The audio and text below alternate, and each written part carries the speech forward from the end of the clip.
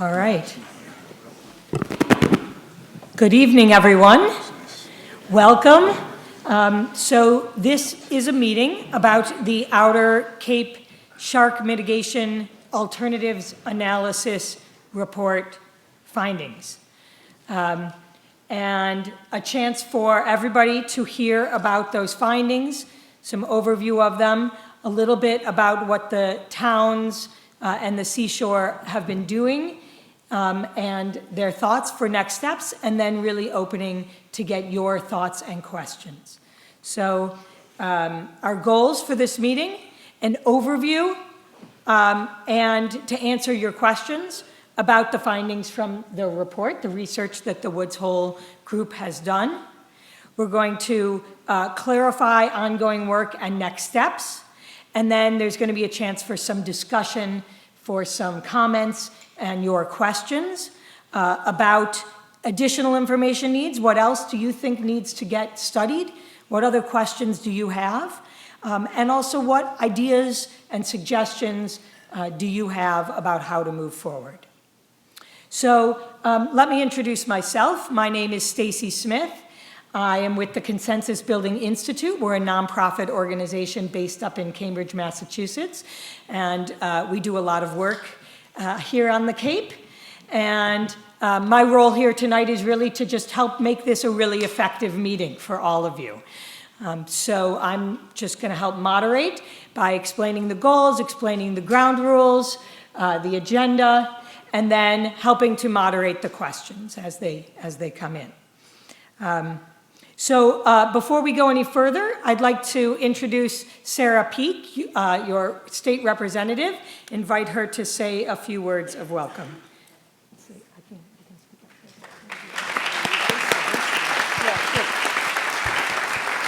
Thank you, Stacy, for giving me the opportunity to say a few brief words, because this really isn't my show tonight. This is for us to gather information and gather input. But I wanted to take a moment to thank all of you, the members of the public, for being here. On behalf of Senator Julian Cyr and myself, we are grateful for your continued interest and for your input tonight. Senator Cyr is in Boston. The Senate is in session tonight. I'm lucky. The House was in session last night till about 10 p.m., so I'm able to be here with all of you tonight. A little tidbit, what we did in the House yesterday was pass a supplemental budget, and included in that budget was an additional $195,000 from the state to address and help fund research and support for the Cape Cod communities relative to great white sharks. So that's some additional funding that I anticipate will be coming our way, which will be added to close to the $500,000 in funding that the state has already invested. Some of it you see evidence of right here in terms of Stop the Bleed, enhanced telecommunication, vehicles for the beach, and that type of thing. And the rest you may not see, but it is also going on, and it is to fund continued research and help augment what the State Division of Marine Fisheries is working on. So what is really quite remarkable about this issue that all of us who live on the Cape, who love the Cape, who visit the Cape are facing is what you see represented at the table tonight. And as we face this, this is a partnership of local, state, and federal officials, and local, state, and federal government. And we will continue to engage with all of you. And with that, I want to again just close by thanking all of you for coming out on this windy, blustery night. Some of you probably left homes that don't have electricity or cable restored yet, and I truly appreciate that. And I'm looking forward to the presentation, just like all of you are. Thanks so much.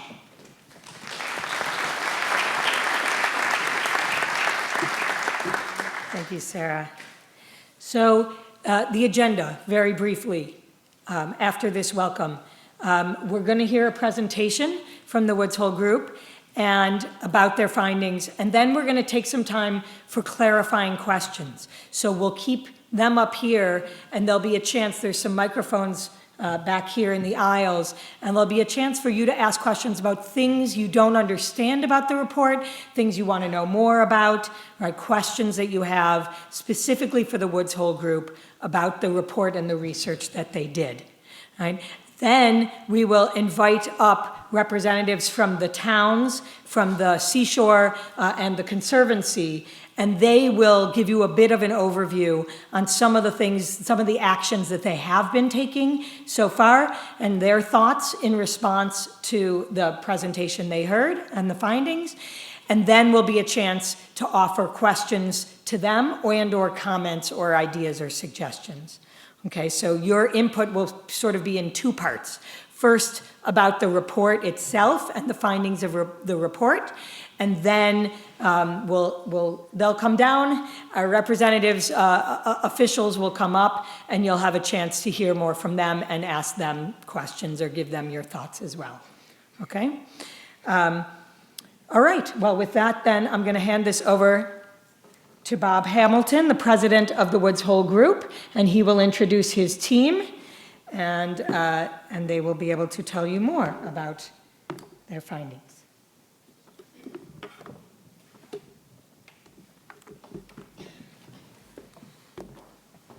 Thank you, Stacy. Again, my name is Bob Hamilton. I'm a coastal engineer and president at the Woods Hole Group. We certainly appreciate the opportunity to present the results of this work that we've done, and thank you for coming out. This work represents this work product represents a lot of effort that has gone in, and it's really been a team effort. So what I wanted to do is just take a moment to let you know about the members of the Woods Hole Group team that are here this evening. First of all, on the stage here, Mitchell Buck. He's a coastal engineer, a professional engineer with the Woods Hole Group. On this particular project, he's been focused on barriers, whether they be physical or virtual barriers. Next to Mitch is Todd Morrison. Todd's a PhD oceanographic engineer. On this project, his focus was on other technological deterrence and mitigation measures. In the audience, we have another member of Woods Hole Group, Matt Cadwallader. He's got a background in ocean forecasting, also wildlife cinematography, so he's got a fairly broad background. He's from Australia. The rest of us live on Cape Cod here, so Matt brings a perspective from a place on a different part of the earth that certainly has faced its challenges with shark-human interactions. Adam Finkel, to my right here, was the project manager for the project. I think many of you may know Adam as a familiar face. He's an accomplished environmental scientist. He's a professional wetland scientist, and he's very, very passionate about this matter as well as most matters environmental related to Cape Cod. So Adam's going to do the majority of the presenting here. He's got less than 30 minutes worth of presentation, could be 20, depending upon how things go. He'll do a great job giving the information, and our team will be available for your technical clarifications as Stacy outlined. Last thing I would emphasize is that in addition to being experts in areas of coastal and oceanography and environment, we are passionate about the same issues that many of you are. We're active boaters, fishermen, love the beach, we surf, we do all the things that humans do that enjoy Cape Cod, so we try to bring this collective perspective to this project and hopefully bring the type of information that helps town officials and other stakeholders make informed decisions. If there's one take-home message from the work that we've done here is our mission was to take a lot of information from a lot of sources and consolidate it in one location so that everybody doesn't have to do that on their own. And with that, I will defer to Adam to present how we went about it. Thank you.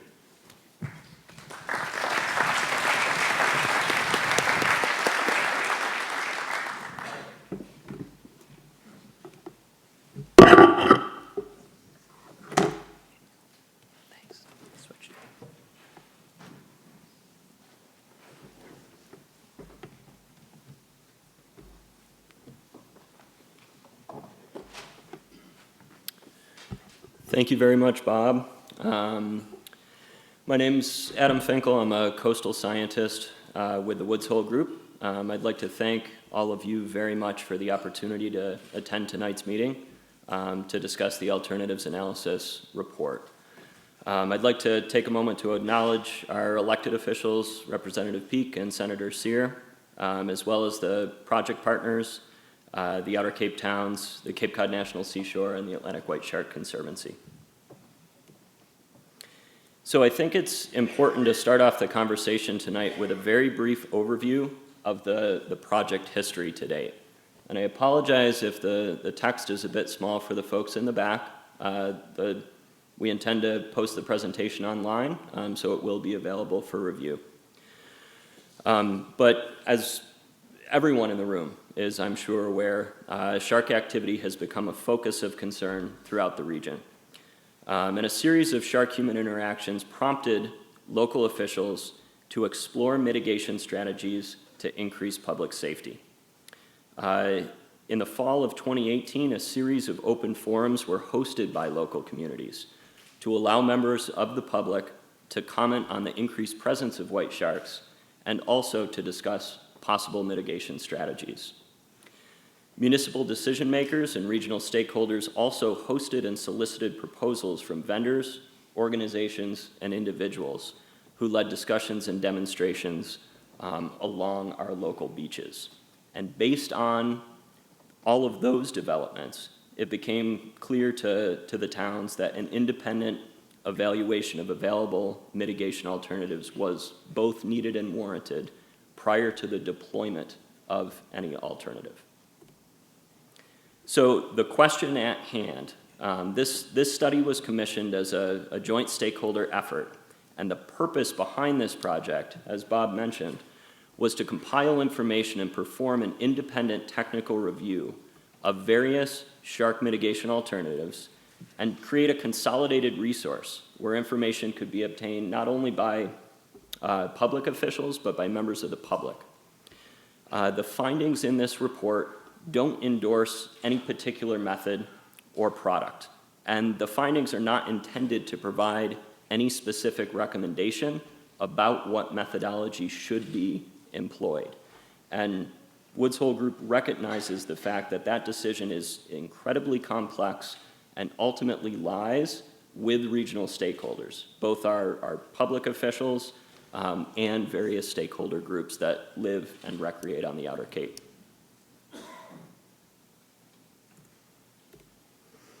So to address this question, Woods Hole Group completed a series of tasks. Those tasks included coordinating with project partners and consulting with members of the scientific and regulatory community. It included a remarkable amount of data collection to review available technologies.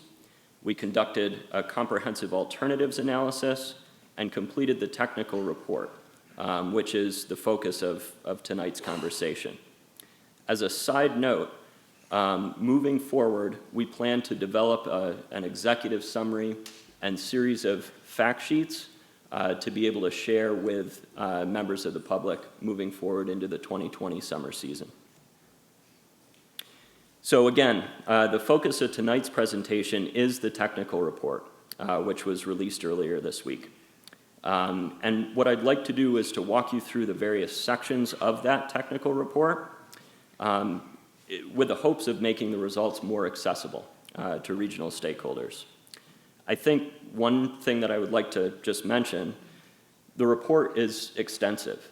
And so it's beyond the scope of tonight's presentation to discuss each individual alternative in the level of detail that is described in the report. So I provided a brief project history and overview of our tasks. I'd like to jump right into the second section of the report. So I think one thing that is important to emphasize is dealing with shark-human interaction is a global issue. It's not one that's isolated to our region here. And it's something that we learned, folks in South Africa, Australia, Reunion Island, which is a small island located in the Indian Ocean, Florida, California, they're all dealing with these various issues. And assessments of emerging technologies and strategies have been conducted elsewhere around the world, but never within the context of our local environment here. And in fact, it may be worth mentioning that a report just came out in Queensland, Australia on October 3rd, a very similar assessment of mitigation strategies. So our geographic scope was the Outer Cape, the 6 towns extending from Chatham to Provincetown. And working together, we identified 17 Atlantic Ocean facing beaches, 28 Cape Cod Bay facing beaches, and 9 estuarine beaches included in the project area. This section of the report also provides an overview of the Met Ocean conditions, and Met Ocean stands for meteorological and oceanographic conditions that are characteristic of those ocean, Bay Sound, and estuarine beaches found on the Outer Cape. And the various categories, the topobathymetry, which has to do with elevation and depth profiles, tides, visibility, wind, waves, and sediment transport, all have a bearing on the potential effectiveness and deployability of various mitigation strategies. And so we felt obligated to provide that background to contextualize our analysis. The third section of the report provides a brief overview on the status of gray seals and white sharks, as well as a history of unprovoked attacks in the state of Massachusetts. Specifically, it provides a history of seal culling and subsequent population recovery from the passage of the Marine Mammal Protection Act, as well as the current population status within the greater Northwest Atlantic region. It's worth noting that seals received state-level protection in 1965, and federal protections were granted in 1972. The report also provides an overview on the status of white shark research in Massachusetts, work that has been completed to date and logical next steps for the research team. Again, worth noting that great white sharks were designated as a prohibited species by the National Marine Fisheries Service in 1997, and those protections were extended to state waters in 2005. Lastly, the section provides data from the Global Shark Attack File Incident Log, which has recorded, I say 11 here, the incident log has recorded 10 shark-human interactions in Massachusetts, unprovoked, from 1751 to 2018. That one additional shark-human interaction is not included in their data, but it involves the 2 kayakers off of Plymouth from several years ago, and we wanted to make sure that data was included. So I don't want to delve too deeply into the deployment of the immediately actionable items because it sounds like our public officials will be able to comment on them shortly. But the next section of the report acknowledges the improved communication infrastructure, expanded lifeguarding presence, first aid trainings, the Stop the Bleed trainings that have been offered, the investment in the medical response supplies, so the placement of triage care at remote stretches of beach along the Outer Cape, updated signage, improved response times, expanded research efforts at the state level, expanded real-time alert-based systems. And I think one thing to emphasize is that there have been some trials of real-time alert acoustic buoys off of Outer Cape beaches this summer. And then also educating the public on how they can modify their own behavior to mitigate their risk if they choose to enter the water. And I think I would like to acknowledge, again, the state funding. $383,000 in state funding were awarded this year to allow these immediately actionable items to be deployed during the summer of 2019. And obviously those efforts are ongoing. In addition to the immediately actionable items, the group solicited feedback from the public through a survey that was posted online last February. The survey was available over a 5-day period, and over that 5-day period, 573 responses were received. Of the 573 responses, the group received 7 unique submissions. Those unique submissions were alternatives or strategies that were not previously considered by the group. Those unique submissions were included in the report. included in our analysis and included in the report. The figure on the left shows the percentage breakdown. Close to 50% of individuals stated a preference for a technological-based solution. 18% stated a preference for a barrier. 38% stated a preference for a biological-based alternative. And just over 30% stated a preference for an alternative that would involve some sort of outreach and education or a modification of human behaviors. The demographic breakdown is located on the right. Just over 50% of individuals were year-round residents here on the Cape, and just over 50% categorized themselves as beachgoers. So the Woods Hole Group worked with the project partners to develop a comprehensive list of the technology, barrier, and biological-based alternatives that would be included in this study. The comprehensive list that's included here was based on researching strategies that had been implemented elsewhere in the world. Like I mentioned, these issues are faced by communities all over the world, and we looked to them to see what they were doing to mitigate their risk. We also received feedback from local towns regarding alternatives that had been suggested or presented to municipal leadership by citizens, by vendors, or by stakeholder groups. Lastly, the strategies that were suggested through the public survey were also included in this comprehensive list of alternatives.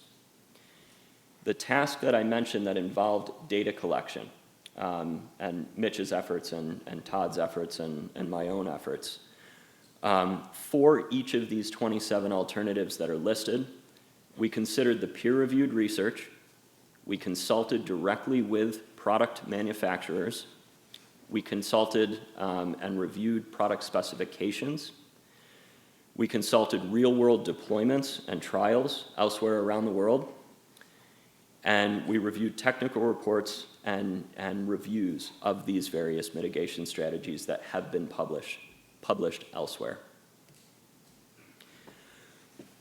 The technology-based alternatives included a review of acoustic and satellite tagging with the option for a real-time alert-based system, visual detection, which included spotter planes, helicopters, towers, balloons, or balloon-based cameras, drones, acoustic detection systems, so sonar buoys that can detect the swim pattern of a shark, electromagnetic wearable technologies, so these are personal technologies that an individual entering the water can actually wear, and then adaptive camouflage, which can be applied to the bottom of a board or alternatively to a wetsuit.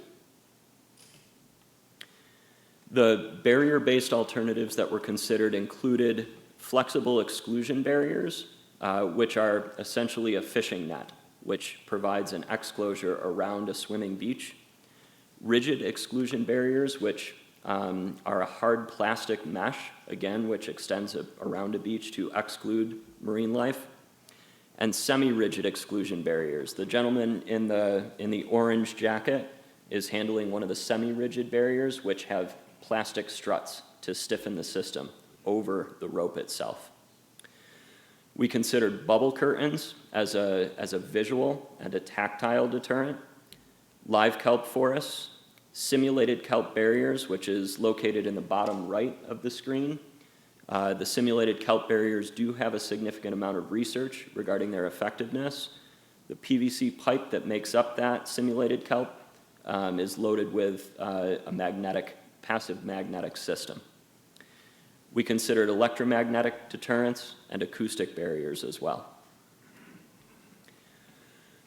And based on feedback that we received, and in order to include all alternatives, we considered biological-based alternatives, which included smart drum lines. Drum lines on their own are anchored hook and line systems that are designed to catch and kill sharks. Smart drumline systems are designed to catch a shark, provide a real-time alert, and allow researchers or fisheries officials to either relocate the shark to another area, or in many cases, the smart drumlines also resulted in a pretty high degree of shark mortality. Cull nets, which are used to catch and kill sharks. Seal contraception, so a non-lethal way to limit the seal population. Seal culling, indigenous harvest of seals. Electric shock to deter sharks from entering a swimming area.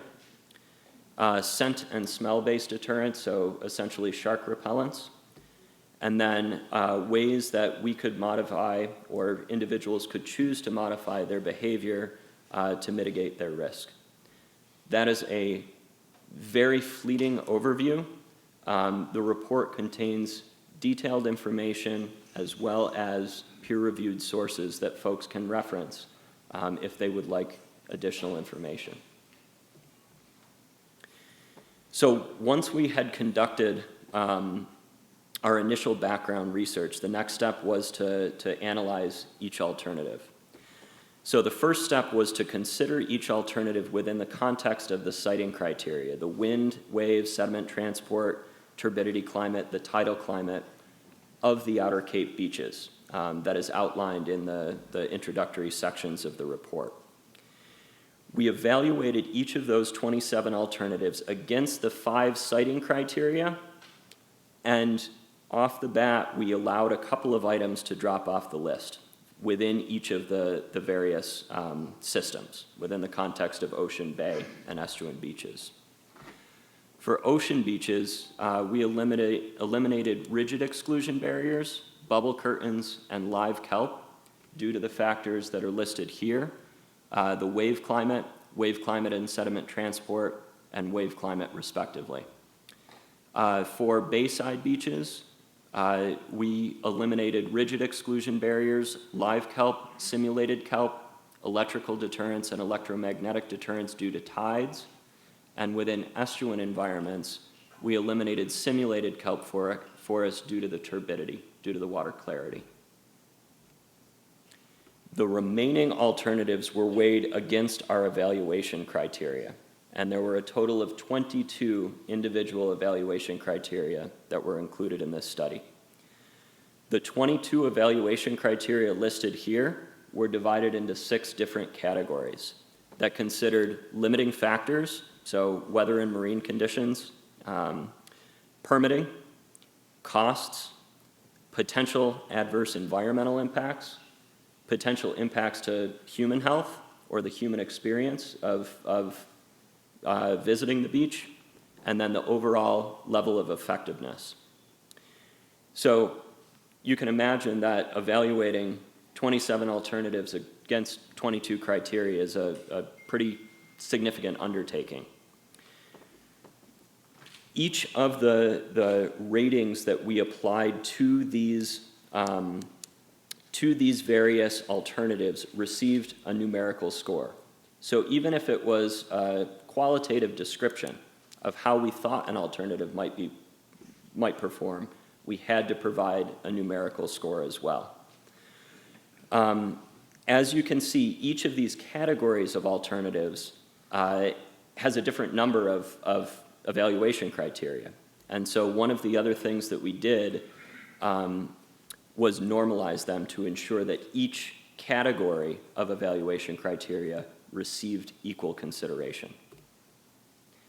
In the report, to try to provide greater detail regarding what the process that I just described, each category of evaluation criteria is broken down. This figure breaks down the level of effectiveness of an alternative. It provides an explanation of how we scored each alternative relative to each evaluation criteria. And all the way over to the right, it shows how we took a qualitative assessment and applied that numerical score as each alternative was evaluated. So How do you actually display that data? The results of evaluating the alternatives against the evaluation criteria are matrices. This matrix here shows all 27 alternatives in the column on the right-hand side, evaluated against all 22 evaluation criteria in the rows across the top of the matrix. The alternatives analysis matrices are intended to serve as a resource and a decision support tool to regional stakeholders. The colored columns at the end of each category of evaluation criteria provide the composite scores for each category, with results color-coded, with green indicating an overall higher ranking alternative, and results color-coded orange and red indicating a lower overall relative ranking. So rather than highlighting a single preferred alternative, this matrix presents the tools and information that would be necessary for the towns and regional stakeholders to make informed decisions based on their individual needs, their individual resources, and their individual risk tolerances specific to their location. One thing that is worth noting is that the best course of action might actually be a combination of the various alternatives that are presented here. So just to provide a little bit more context, the black box that you can see there is blown up here. So each individual cell in that matrix provides our specific response to how we felt as though that alternative would perform relative to the evaluation criteria. These comprehensive matrices are included in the report for review. Lastly, at the request of the project partners and to serve as a point of conversation moving forward among stakeholders, a second set of matrices were generated where the lowest ranking alternatives, the alternatives that received the lowest rank, a red box in any category of evaluation, were removed. So it's not that they're being completely removed from consideration, but the project partners felt as though it was important to guide the conversation moving forward, to have a second set of matrices with the lowest ranking alternatives removed. I have to apologize. The next couple of slides are wordier than I would like. I don't like it when all I see are words on the page, but we felt as though we did need to provide a written summary of our findings, and I will do my best to move through that in a timely manner so that we can receive your feedback. So regarding technological and technology-based alternatives, what we learned were that tagging efforts only sample a portion of the shark population. And if you're having conversations with Megan Winton or with Greg Scommel, they're the first ones to tell you that. But they do identify and detect those sharks effectively. We determined that real-time buoys may have a role in improving public safety, but that we want to make sure that if an alternative like that was removed or was employed, that it doesn't breed complacency. Just because the buoy is there does not necessarily mean it is safe to swim. We learned that the success rate for visual observations is extremely, extremely limited, even under ideal conditions. And while various forms of observation might alert you to the presence of a shark, it's likely that that shark is already in very close proximity to swimmers or surfers. We learned that sonar-based detection systems have yet to live up to their true potential. It's an emerging technology, it's an important technology, and they may have a role in improving public safety, but again, it would be important to ensure that they don't breed complacency. Tagging, visual detection, and acoustic detection alternatives, coupled with real-time transmission, again, it simply alerts beachgoers to the presence of a shark. there is no physical barrier between the individual and the animal with tagging, visual, or acoustic deterrence. Very few trials showed repellent effect of wearable mitigation technologies when the shark was on an attack trajectory. And the effective range of those alternatives was extremely limited, sometimes to a foot or less. Wearable devices that may be somewhat effective may not remain so over the course of time as sharks become acclimated to their presence. And evidence for the efficacy of camouflage was limited. And again, I just want to emphasize that none of these technology-based alternatives physically separates sharks from humans. Regarding barrier-based alternatives, we recognize that flexible exclusion nets, so essentially a fishing net around a beach, does pose a high risk of entanglement to marine life, and in other parts of the world where they've been deployed, they've fallen out of favor for that reason. Rigid exclusion barriers, which are the hard plastic meshes, are less prone to entangling marine life, and they work reasonably well in quiescent areas, low wave energy environments, but in a high wave energy environment, they have a tendency to snap apart. Rigid exclusion barriers, the limited number of semi-rigid barriers, so a mesh-based system that's reinforced with struts, have been installed in Australia and have been effective at excluding sharks. However, a barrier would likely have an extremely long permitting timeline and high costs if proposed locally. The final section of the report includes a comprehensive review of our conversations with various state and federal permitting agencies to give folks an idea of what might be required to move these alternatives forward if any one of these alternatives were selected to be employed. To that end, one thing that I think is important to echo from the regulators that we did talk to, these are all new ideas to all of them as well, and so any decisions that they would be making would be precedent setting. And so they would want to make sure that they were receiving a very thorough documentation and a very thorough design prior to making any ruling regarding the permittability of these various alternatives. So simulated kelp forests, there is significant research out there. One thing that we learned was that the installations do require significant gear to deploy. Each individual strand or a couple of strands requires its own individual mooring block. So scaling a small-scale study up to beach level would be expensive and would be challenging. Electrical and electromagnetic deterrents may be cabled together to protect larger areas, but they're not necessarily likely to be successful on exposed ocean-facing beaches. We learned that acoustic deterrents, bubble curtains, and live kelp have a limited effect on shark behavior.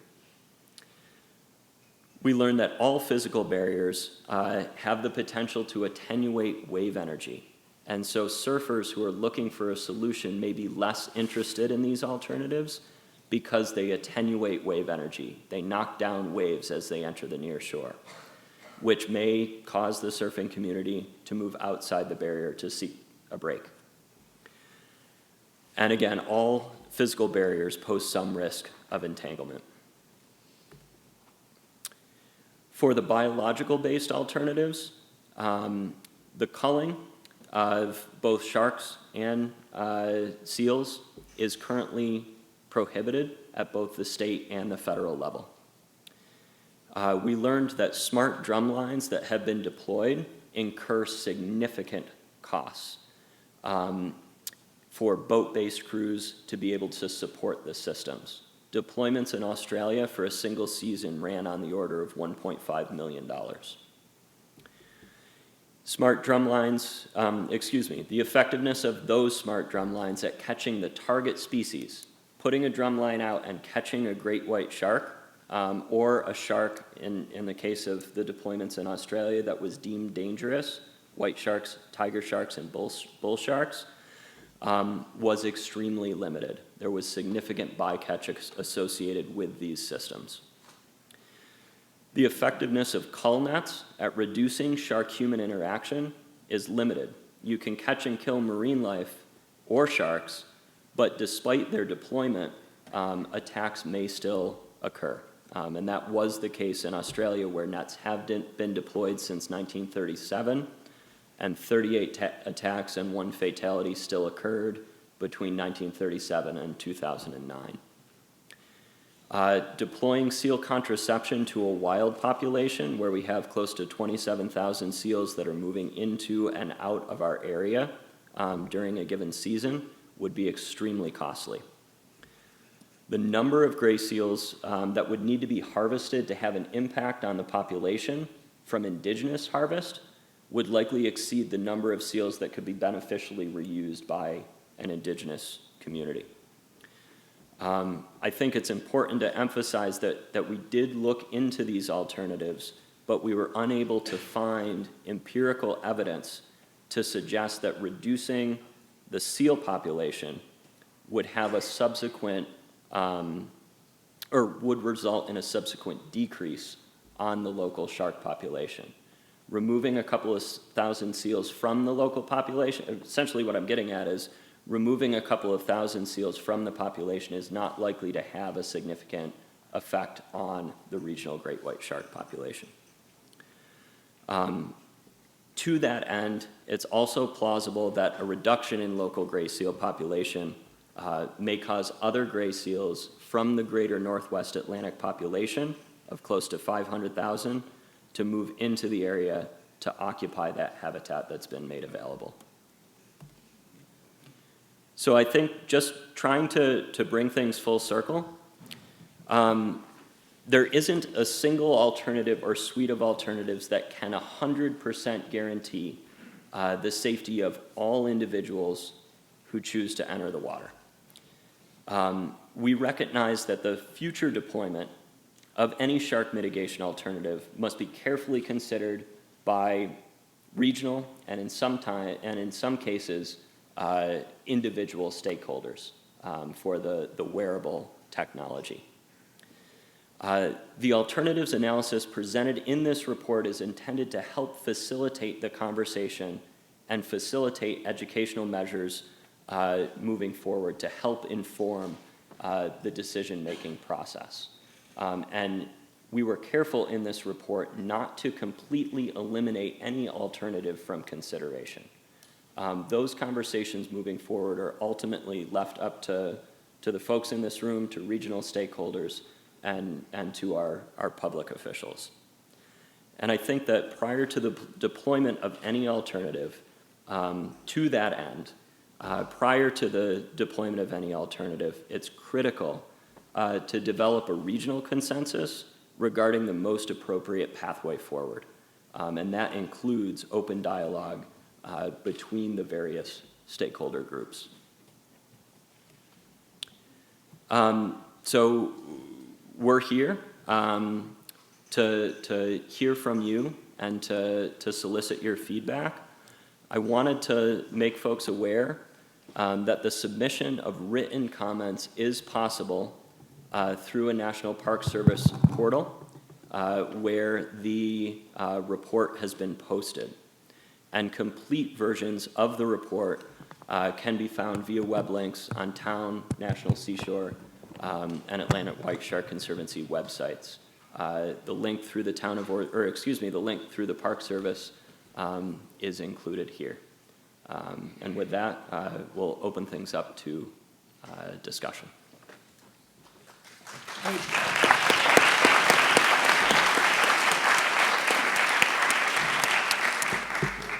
Thank you. All right. Before we open things up, I just want to quickly share a couple of meeting guidelines.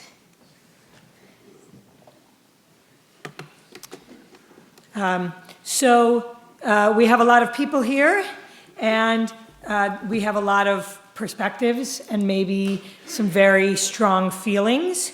So we want to make sure, in order to have constructive dialogue and conversation, we're going to ask you for a couple of things. The first is that we ask you to be concise.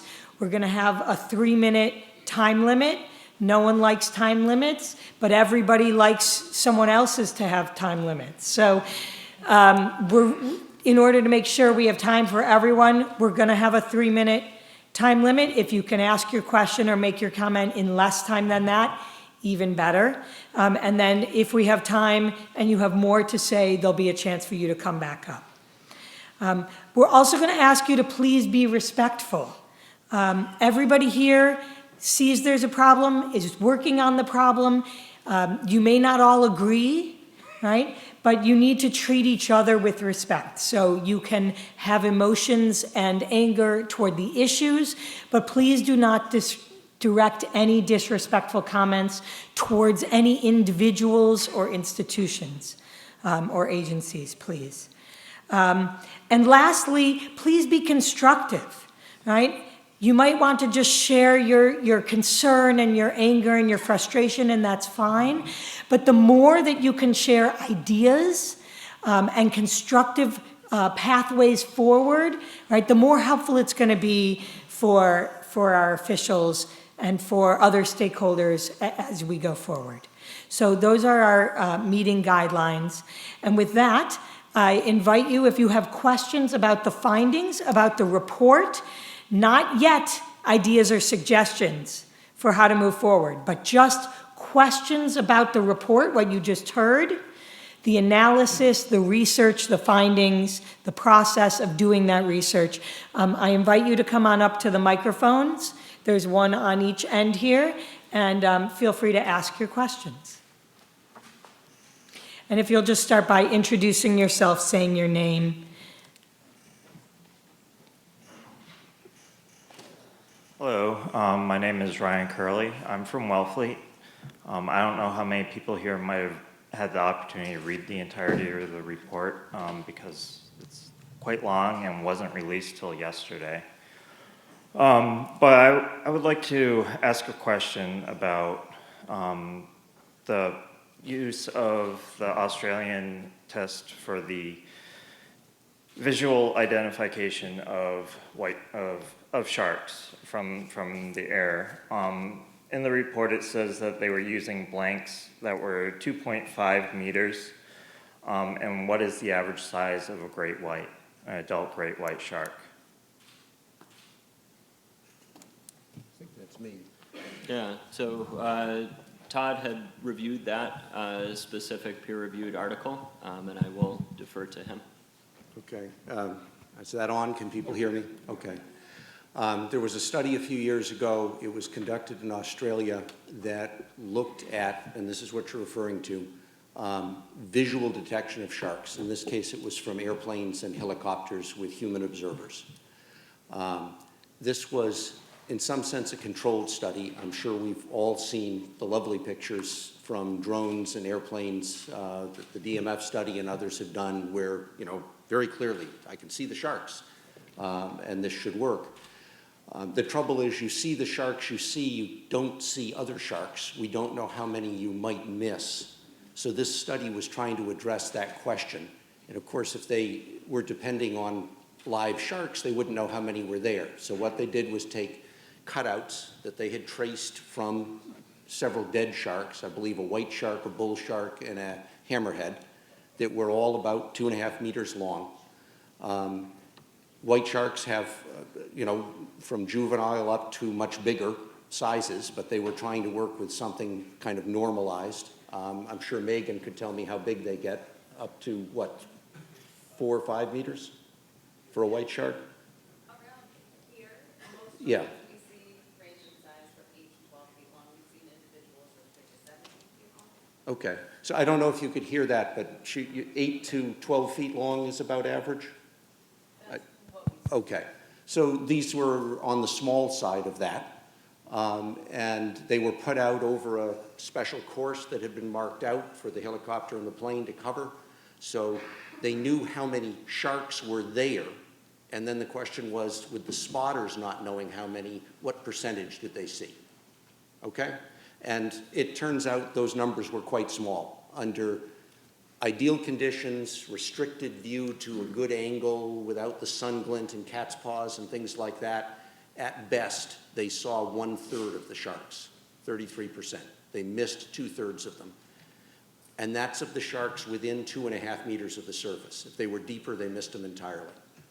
If you considered the entire area, their rate was about 1 in 10. 9% were seen, 90% were missed. Granted, those aren't real sharks, but that's at least a controlled study. Okay? I hope I've addressed the question. Great, thank you. Helen Miranda Wilson from Wellfleet. I read most of the report, didn't have time to read all of it. In some cases, you referred to the maintenance issues for some of the mitigation effort, methods. But what I'm interested in as a public official in Wellfleet is, what is the repair cycle, or the shelf life isn't the right word, but some of those kinds of barriers or technological, mitigation methods have, you'd have to replace a buoy, you'd have to maintain it every X number of years. Did that come up in any of your data collection, or did I just miss it when I went through the report? And once again, I didn't read what I thought were the things I already knew. So I apologize if it's in there. I didn't get it in the summary. So I think that each of us had received, so again, Mitch had looked into some of the barrier-based alternatives and spoke directly with the manufacturers, and I think he has some good numbers, so in just a moment I'll defer to him. Todd may also have some good numbers for the life cycle of the various technologies he looked into. And then I have some estimates of how often the various biological alternatives, so things like smart drum lines, may need to be maintained. And so I'll defer over to Mitch. Quickly, though, it's not in the report, right, the technical report. So what I would appreciate as only one person would be if those numbers could be supplied at some point. Well, if you're looking for the specific numbers, if you look into the alternatives matrices, there are some breakdowns for repair costs and maintenance costs and such. So those tables are a little unwieldy to look at, but some of that information is contained in there. We do discuss briefly some of the maintenance work that would need to be completed for some of these barriers and deterrents. The issue is there's only a limited number of many of these barriers throughout the world. And really what you're going on is talking with the manufacturers who, obviously give you a little bit of a puffed up version of what their product is, and then trying to find research on that. And for many of the barriers, there actually wasn't a whole lot of independent research out there. So, we made some assumptions with repairs and such. Some of the barriers could be removed on a seasonal basis, so that way they're not getting beat up in the wintertime. And some of the barriers, such as if you go to like the Global Marine website or Eco Shark Barrier, they actually have some photos and videos of how they deploy these systems, and they're pretty substantial efforts to put out. But in terms of how much is it going to cost to replace this buoy or that buoy or a section of barrier that breaks, we didn't quite get down into that specifics because a lot of the information wasn't available. Thank you. Sir. Yeah. Thanks. Kevin Galligan from Orleans, another public official. And I am intrigued by the connection that might exist in the report between other problems we're solving. And I realize your scope was limited, although you covered a huge and broad canvas.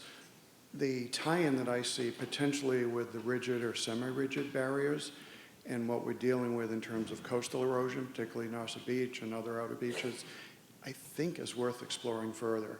I think anything we can do to mitigate energy, if it's permittable and brings the benefit of shark deterrence, protection, and safety, as well as extending the life of our beaches, could actually bring some really nice benefits in both. Thank you very much for your comment. Any other questions about the technical report? Sir? Hi, Captain Kevin Clayton, Mass Environmental Police, and Major Pat Moran apologizes for his inability to be here this evening to share this content. Could you address or speak to the indigenous harvest component alternative as a captain assigned to dealing with our local indigenous peoples and having some contacts with our conservation law enforcement counterparts in Canada? I'm particularly interested in with whom you spoke and how those discussions went in that part of the research. Thank you. Thank you. So regarding the Indigenous harvest section of the report, we had looked into both Native American and First Nations settlement harvests in Canada and in northern Alaska. And we had a look at two studies that looked at the number of individuals within the number of individual animals within those communities that were harvested on an annual basis. And generally, the number of individuals harvested was enough to provide subsistence to those communities. I haven't had the opportunity to speak with an individual locally if there is interest in that. The one thing that I did do was search to see if there had been any discussion at the local level about implementing an indigenous harvest, and that wasn't something that I was able to find. I would be very happy to follow up with you directly to try to garner any information that you might have to that end. Great, thanks. I think there's You have a a quick follow-up. Follow-up? I would add that I was probably more aware of a component where seals may be harvested as opposed to the sharks, but I don't know if that is part of the And conversation. that was specifically, the numbers were regarding seals, not regarding sharks. Yep, thank you. Great. Sir? Sorry, my name's Chris. You guys have a table 21, and then there's another note at the bottom of section 7.1.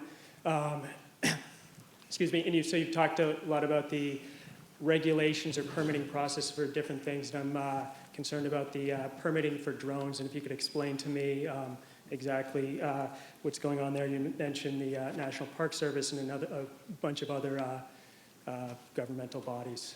Sure. So specifically looking at table 21 Sure. in the report? Yeah. So the permitting requirements for drones, I don't want to speak on behalf of the park, and I don't want to speak on behalf of the elected officials here. Okay, I can speak to it a bit if you guys aren't experts on it, because I am. So Is there Who's gonna speak something on it that's because missing he's from the yes, report? I that think you there's wanna- something vital Yeah. that's missing. The National Park Service, from this report, it's implied that the National Park Service, or a permit is required to operate a drone within the national park and within the Cape Cod National Seashore, and that's simply not true. A permit is required to fly a drone from park property, to operate the drone on park land, or to take off or land on park property. To fly over the seashore from private land, such as the Town Beach in Wellfleet, if Wellfleet allowed drones, or Town Beach in Truro, which does allow drones, there's no permitting requirement. In the other agencies that are listed in that table, I don't know that they have any regulatory authority over airspace other than if they were to show that you were harassing wildlife or endangering some species. So I think that that's a glaring error in this report regarding one of the most promising technologies out there. And I do appreciate your feedback. I personally do not work for the National Park Service, and so I would have to defer to officials from the park regarding. I mean, we have one right here. If he can clear that up for us, that'd be fantastic. And I do believe that, all right, I'll defer over to. Hi, Chris. Yeah, drones within the national seashore. You're right, they can be flown over the national seashore. They cannot take off or land within it. So you've got it. Yeah, that's correct. So I think the report needs to be modified, and that needs to be made clear. Great, All right, we appreciate your feedback. thank you. Hi. My name is Janet Warren. I'm from Wellfleet, and I just want to go, you showed a great color-coded slide with your 27 and your 22. So my question is, I saw a lot of green, but should we be looking at the final column all the way over to the right to see the composite score? Is that how to read that chart? So the chart provides a composite score for each category of evaluation criteria. So it provides a composite score for the limiting factors, for permitting, for costs, for potential human impacts, potential environmental impacts, and level of effectiveness. Okay. If you're looking for how we applied or made our evaluation for the individual criteria, you can look at that individual cell. If you would like the composite score, you look at the color-coded box to the right of that Okay. category. Okay, But thank you. were So I you- would just say that, it's very clear that there's nothing out there that is going to be 100% guarantee. I think we all understand that, but I would just encourage everybody to really focus on all the green cells, because it looked like there were a lot of green cells within that chart. So All thank right, you. thank you. Thank you. Sir? Yeah, Josh Stewart from Orleans. I have two quick questions, I think. One connected to the green question here. I was wondering what your definition of high cost and extremely expensive were, because you mentioned that a lot in kind of the financial impact of a lot of these. I guess I would argue there's high costs regardless of what we do. If we do nothing, we're going to see costs somewhere, whether it's impact to tourism, or we're going to see costs kind of ripple their way in here no matter what. So was there, I guess in the small print of the tables, will I find good numbers, or what was $1 million high cost, 500 grand? You will. I've got them here just to provide the feedback directly to you. It's located on page 74 of the report. For the purposes of this study, we binned the asset cost, the cost of purchasing the alternative, the maintenance and the operating costs together into a final cost for the towns, assuming deployment over the course of a 100-day summer season. The breakdown of how we applied the numerical score to our evaluation, high cost was considered over $300,000 for that first summer season. $200,000 to $300,000 was in the mid-range. $100,000 to $200,000 was also in the mid-range. Less than $100,000 was the low range, and no cost to the town was the lowest possible Cool, thank score you. in that category. And awesome, thank you. And just one follow-up question to Mr. Curley's earlier about the visual test with viewing from planes and helicopters. Were those dummy sharks moving, or were they just sitting in the water, floating? They were just moored. Okay, all right. So that's cool. I guess I would argue that most of us see things when they're moving more than floating. Possibly, but it's complicated, and I suppose one could come up with articulated fake sharks, but they didn't, and at least they had a comparison of the ones you saw and the ones you didn't, as opposed to only the ones you saw. It's a baseline. Great. Sarah? Pardon me? Hey there, my name is Dave. I'm from Wellfleet, and I have a question about the one paragraph that I read that was about visual opportunities, as well as just a suggestion, as I thought it was, about what could be done. An outer layer, a balloon, and an inner layer that was like a drone kind of immediate response. Do you guys know about that, or do you guys want to discuss that? Because that seems like we're looking for way to respond really quickly to a problem that might occur so that beaches are a little more safe. If you bring your kid or whatever to the beach, you feel like you're not being irresponsible. There was a paragraph about a potential solution, I thought. Was I wrong? I wrote that paragraph. Oh. I don't see it as a potential solution in the No. sense of we're set, but it Pardon was me, a but not suggestion. I agree, 100% is not, but a small percentage, at least better to see a potential problem and maybe get people out of the water. Agreed. The suggestion there was that one could see a place for, I think I used the phrase, a layered defense, where Layered, right. you had a broad overview, perhaps with a plane flying up and down the coast at a slightly more inner level, a balloon that could see most of the beach, and then given that drones cannot stay in the air all that long, you could have a responsive drone if you thought you'd seen something. Right. That seems really cool. Yeah, it's a possibility. It's something that the towns could look at, as most of this stuff is. It's things that people could look at.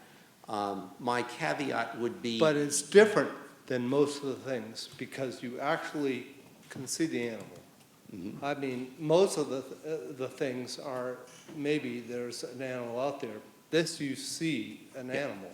It seems like a good idea in the immediate future. It's something that should be considered. I would just add the two caveats. Given the research, you're likely going to miss most of the sharks, but you'll see some of them, and that's a good thing. And you always, and we said this at a number of places in the report, you always have to remember to keep the public, anybody on the beach, educated that just because there's a balloon up there, you're not safe. Agreed. But the Always, first part, all of us have to keep that in mind. agreed, at all times. But at least you have, regardless, different from other solutions, at least you have some of the time you can see the shark. Yep.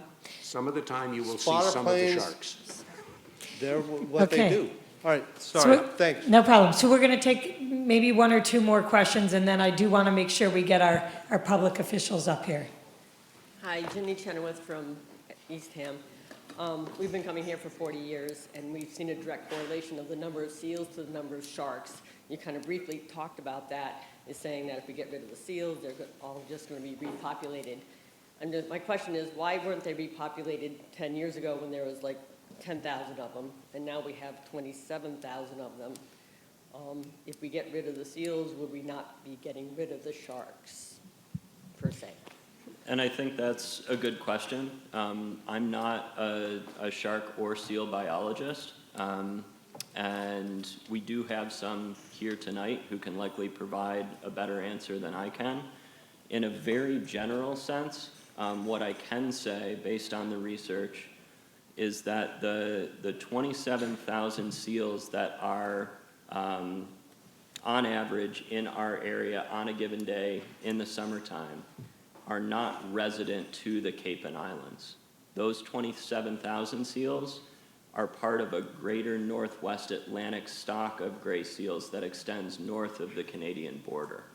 So those seals are constantly moving onshore and offshore to feed, and north of the Canadian border and into the Bay of Fundy and back down in this direction.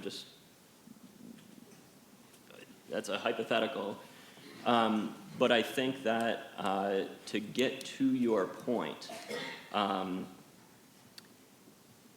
years ago, that greater Northwest Atlantic population may have been smaller, and so the seals were slower to populate this area. Now, because the greater Northwest Atlantic population is so large, our regional population is increasing as well. I think I'll probably leave it at I'd like to add also that, as we pointed out in the report, the white sharks were protected in 1997, and then federally, and then locally in Massachusetts waters in 2005. So before that, there was a lot of indiscriminate fishing and killing of sharks. And once those protections came in place, we've had a rebound in those populations as well. So it's twofold. It's not just protection of seals, it's protection of sharks in the last 20 some odd years that has allowed for them to rebound and repopulate these waters where they had been fished out of at one point. Okay, I think we'll take these last two questions. Sir. My name's Nico, a Truro resident, and my question goes back to the visual, as far as the planes and the drones and all that goes. At what depth can you successfully see a shark? Because all the pictures, it looks like there's crystal clear blue water, but the depths vary and the water is so murky that it's really hard to see. I mean, you get, 6 feet offshore and it's 12 feet deep. You can't even see the bottom. So would drones really be that effective, or balloons? And also the cost of a plane, just one single plane patrolling the shores, how much would that impact a town's budget or the seashore budget? So, all the pictures look great when you can see the silhouette of a shark, but really, I mean, anyone that's been out on a boat knows that at about 10 feet, it's really hard to see the bottom of the water. So really, would that be effective? Because again, it's a great idea, but how, my question is, in what pictures does it specify the depths of, that the sharks are swimming in? And I think that's a great question. Todd has addressed some of the research that we included in the report. Here tonight, we do have a couple of members of the DMF Shark Research team. I hate to put those individuals on the spot, but Megan was able to provide some really great feedback regarding variable spotting depth and the impacts of turbidity and wave and sun glint as we were compiling the report. I'm also a surfer, and I know when I'm out in the water in 8 feet of water or less, it's still in the waves and everything. You can't see the bottom, so you'll never even get a chance to see a shark. So for sure, a drone flying several hundred feet in the air or 30 feet in the air, how effective would that actually be? I guess. If Megan would like to provide any response regarding spotting, that may help to address your question. If you have a follow-up regarding the efficacy of the drones, after Megan replies, let me know. Okay. So, sorry, that was really loud. In a brief nutshell, most of the sharks that our spotter pilot sees when we're out doing the tagging work or conducting the surveys are in 30 feet of water or less. But you are right that it's an incredibly dynamic environment and visibility changes a lot. And there are times that we're out and we'll be following a shark that's in less than 10 feet of water. That shark will hit a really horrible patch. The water right now is hideous. And we'll be in like 8 feet of water. We know there's a shark there. We were just on it and we can't see it. Our spotter pilot can't see it. And our spotter pilot flies higher than a drone does. So the chance that a drone would see that animal is really minimal. So it's an incredibly dynamic, variable environment here. So. Great, thank you. And I guess to me, it seems like, I haven't read the report yet, but I do plan to. As far as the real-time alert system goes, that, by eye would be the best, solution. But if it's minimal at best, then I think, we need to come up with some other type. Is there another type of real-time solution other than by eye, which has already been stated is not very, the chances are low of seeing one before something actually happens? And Todd has something that he would like to add. Thank you for your question. Yeah, good question. I think functionally I separate, real-time alert and detection. If you can detect the shark visually, sonar, name all of these things, it's possible to make a real-time alert out of that. Getting that information to shore and to the lifeguard is actually not the hard part. There is a hard part getting from the lifeguard to all the people in the water. A good PA system or something like that comes to mind. But it comes back to the detection more so than a real-time alert. And the detection is a lot of what we focused on, and there are a lot of techniques out there, and none of them are all that perfect. And that's what it comes down to, whether it's visual sonar or anything else. There's a lot of numbers in the report about percentage effectiveness. Yeah. And I think that Yeah. the Great. shark app. Thank you. Oh. Yeah. Sir? Wow, what a crew. We are good looking out here on Cape Cod, aren't we? I'm Terry Burke, I live in Harwich. I want to say a couple of things. I want to thank you for coming here to do this presentation. I want to thank the public officials, state officials, Shark Conservancy, Division of Marine Fisheries for all of their work. I do have to acknowledge a group I am not directly involved with that helped with the spotter plane program by giving radios to beachgoers, which resulted in multiple beach closings, and that is the Cape Cod Ocean Community. Heather Doyle, if you could stand up, I would say she did a great job with Ian, I think Day or Daly, a gentleman from the Chatham Airport, and multiple pilots, including, off the record, but on the record, the Coast Guard, to do some visuals,